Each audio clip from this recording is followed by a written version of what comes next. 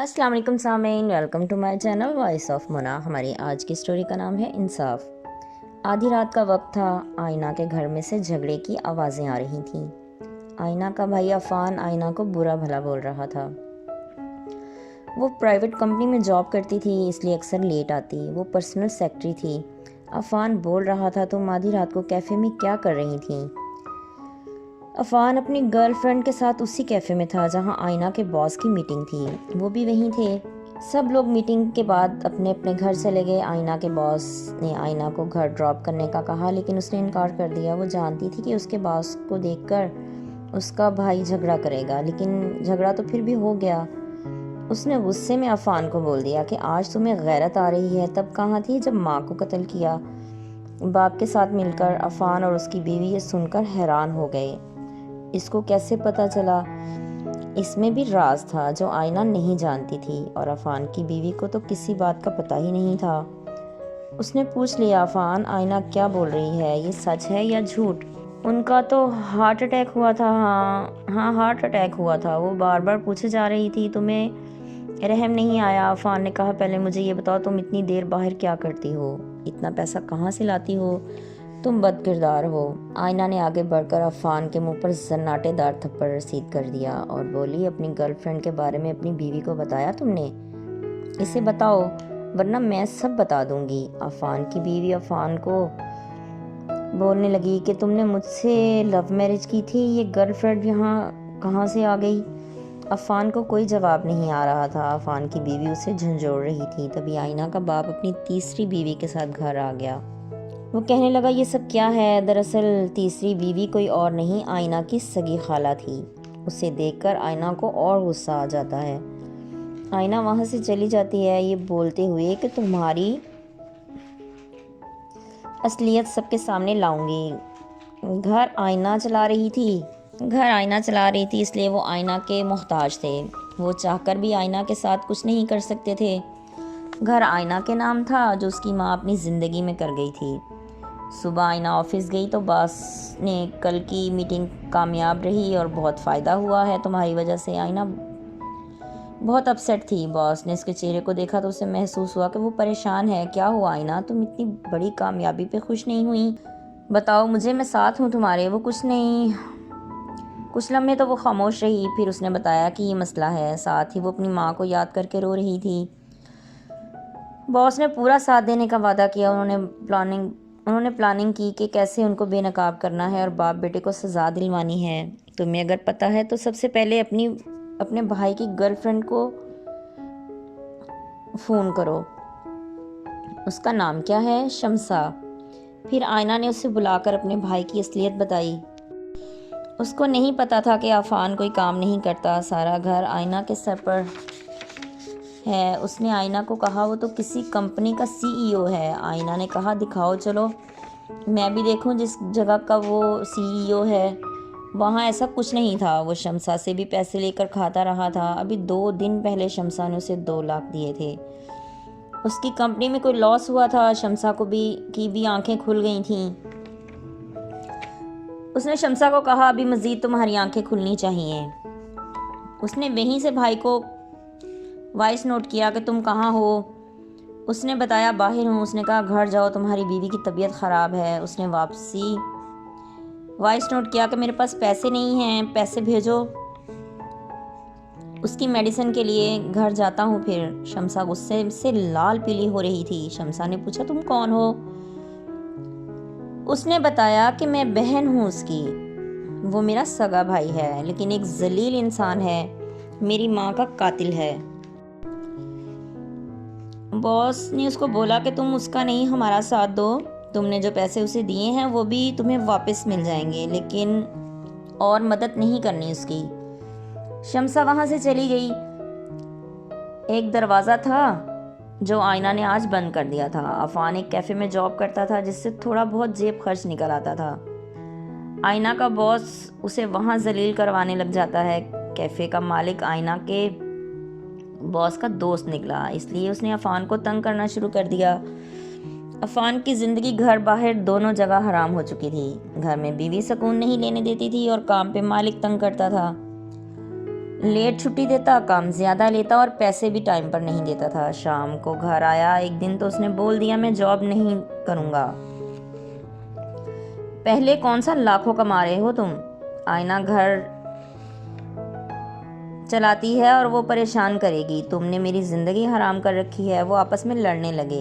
इतने में आईना भी घर आ गई। उसने शम्सा को कॉल करके इनका झगड़ा सुना दिया। वो और भी गुस्सा करने लगी। आईना अब 100% शम्सा को मुतनफ़िर कर चुकी थी। शम्सा अब टके की मदद नहीं करने वाली थी।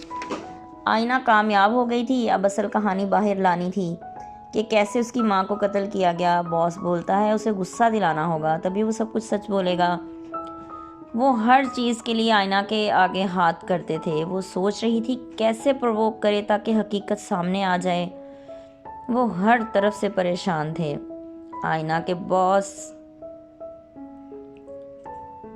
ने बोला तुम्हें खुद कोई मौका निकालना होगा।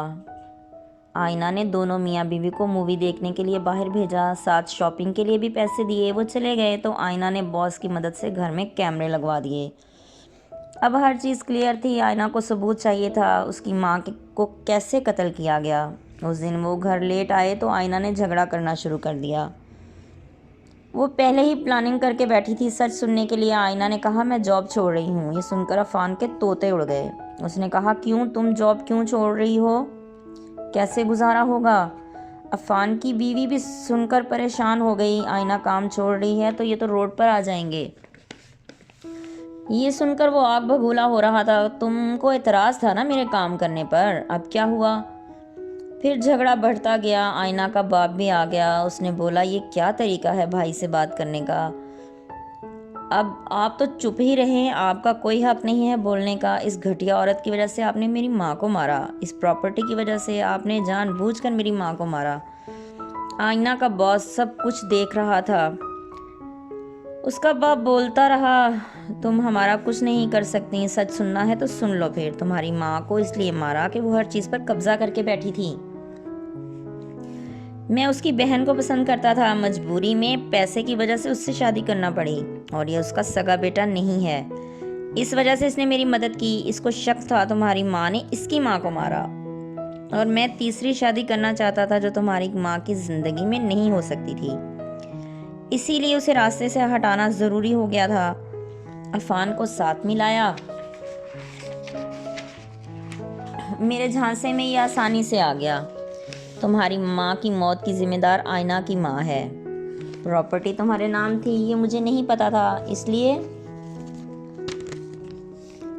ये सब हो गया। मैंने दौलत के लालच में तुम्हारी माँ से शादी की, लेकिन जीना कर दिया।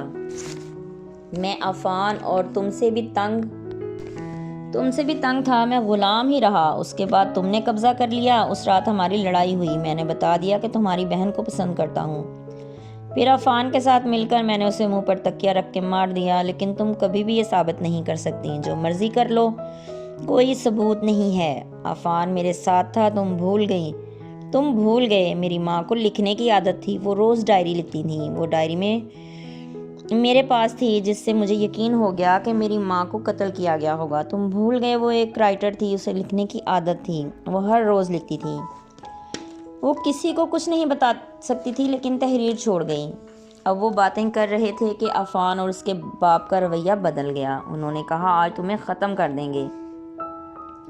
आईना की भाभी और खाला देख रही थी, वो खामोश थी। तुम घर के कागज़ बताओ कहाँ रखे हैं। नहीं, मेरे पास नहीं है। कदम आगे बढ़ाने ही लगे थे कि घर में ज़ोर ज़ोर से कदमों की आवाज़ें आने लगीं। आईना का बॉस पुलिस के साथ आ चुका था। अफान और उसका बाप हैरान परेशान हो गए। दोनों को पुलिस ने अरेस्ट कर लिया। खाला और भाभी को भी ले गए। कैमरों में सबूत थे जो पुलिस को दे दिए गए। आईना रो रही थी, आज मेरी माँ को इंसाफ मिल गया, उनकी तकलीफ़ों का कुछ तो उजाला हुआ। फिर केस चला और कुछ ही अरसे में दोनों को फांसी की सज़ा हो गई। आईना की भाभी और खाला को छोड़ दिया गया। आईना अकेली रह गई थी। अगले दिन वो माँ की कब्र पर अपने बॉस के साथ गई। वापसी पर वो बेहोश होकर गिर गई। वो उसे हॉस्पिटल ले गया। जब आईना को होश आया, बॉस उसके पास ही था। वो रोए जा रही थी कि मैं अकेली रह गई। उसके बॉस ने कहा मैं हूँ तुम्हारे साथ, तुम परेशान नहीं हो। زندگی کی آخری سانس تک تمہیں تنہا نہیں چھوڑوں گا۔ پھر ان کی شادی ہو گئی۔ 1 سال بعد آئینہ کے گھر بیٹی ہوئی۔ وہ ہو بہو اس کی ماں جیسی تھی۔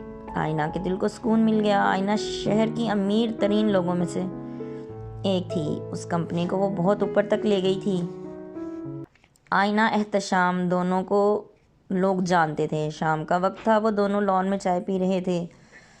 شکریہ احتشام، میری ماں کو انصاف دلوانے کے لیے اور میرا ساتھ دینے کے لیے۔ نور پاس ہی کھیل رہی تھی۔ احتشام نے کہا، تم نے بھی میرا ساتھ دیا اور مجھے اتنی ترقی ملی۔